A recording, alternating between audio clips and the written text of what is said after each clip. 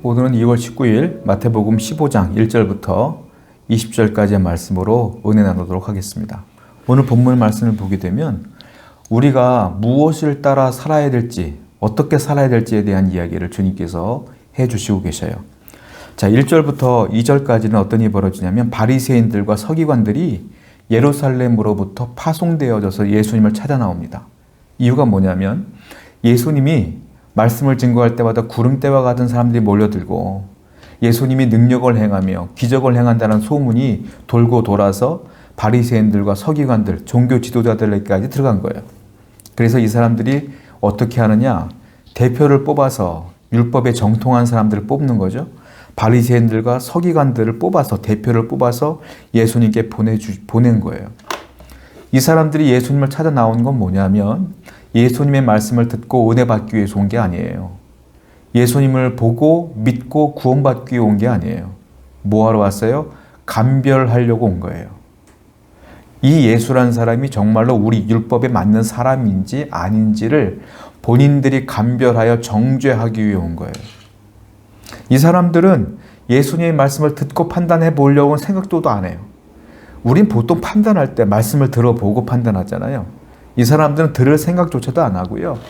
그냥 자기들의 기준을 갖고 탁 제시해요. 그 제시한 내용이 뭐예요? 그게 2절 말씀이에요. 2절에 뭐라고 썼습니까? 당신의 제자들이 어찌하여 장로들의 전통을 범하나이까?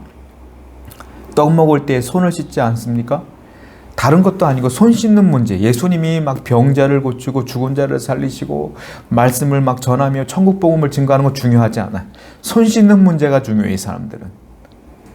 왜 장로들의 전통을 범합니까? 떡 먹을 때 왜 당신의 제자들은 손 안 씻고 그냥 먹어요? 이렇게 얘기하는 거예요. 그런데 되게 웃긴 게 뭐냐면 이들이 말하는 율법은 뭐냐? 하나님이 말씀하신 율법을 얘기하는 게 아니라 뭐라고 하셨어요?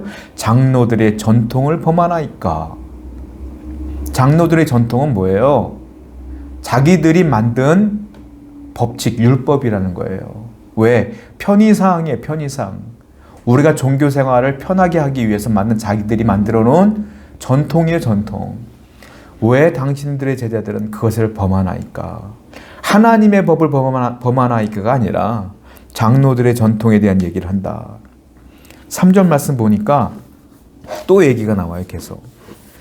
대답하여 이르시되 너희는 어찌하여 너희의 전통으로 하나님의 계명을 범하느냐. 예수님께서 말씀하시는 거예요.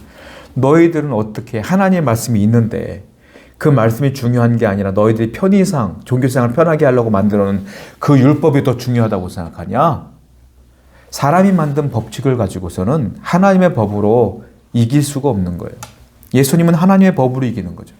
하나님의 율법으로 세상의 법을 깨트리는 것이죠. 하나님의 법은 뭐예요? 하나님의 법은 뭐냐면 그 율법이 중요한 것이 아니라 하나님의 사람이라면 삶으로 그것이 드러나야 된다. 그 너희들은 바리새인 서기관 너희들은 어떻게 삶으로 드러나지 않느냐. 예수님은 그 말씀을 하려고 하는 거예요.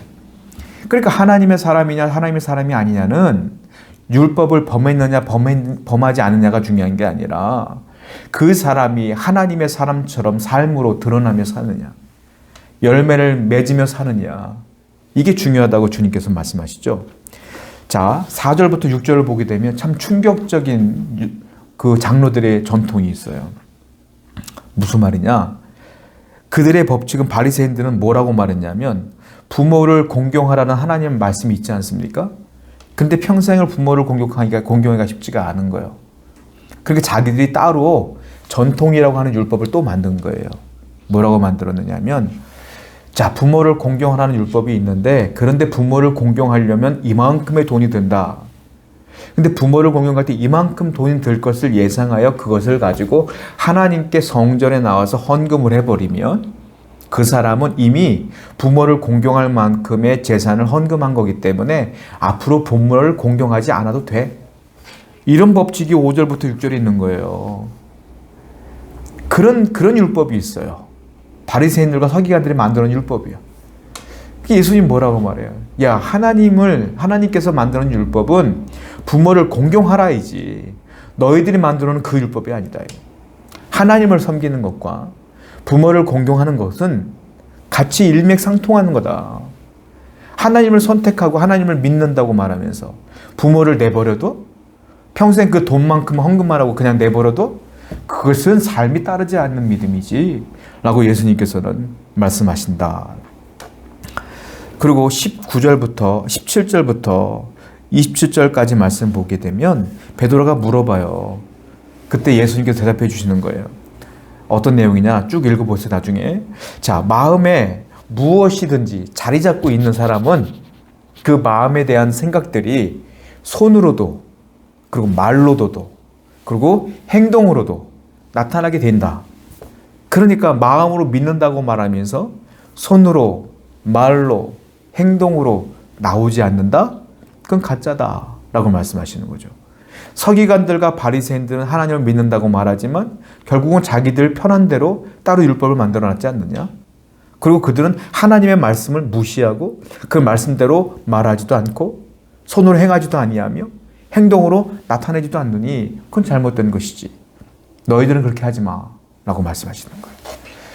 여러분들이 하나님의 백성으로서 믿는 사람으로서 말하고 행동하는 모든 것들은 내 중심으로부터 나오는 겁니다. 그게 뭐예요? 마음으로부터 나오는 거죠. 진짜 믿음은 삶으로 연결되어진다라고 주님께서 말씀하시는 거예요. 사랑하는 성도 여러분, 믿음이 있습니까? 예수님 사랑하십니까?